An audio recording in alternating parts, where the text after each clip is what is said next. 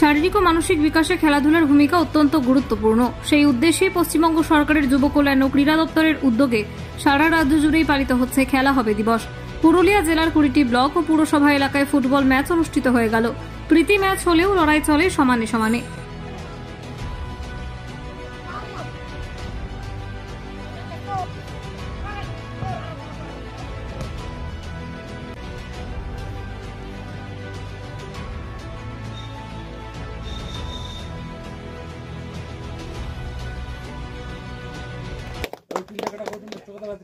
মাঝি মহাশয় ওনাদের হাতে ট্রফি তুলে দিচ্ছেন উজ্জ্বল কুমার ও বিশ্বরূপ মাঝি মহাশয়।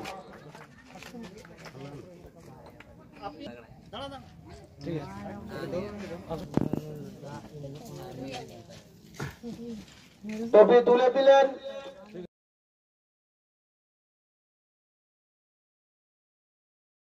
Bureau report, Bengal views.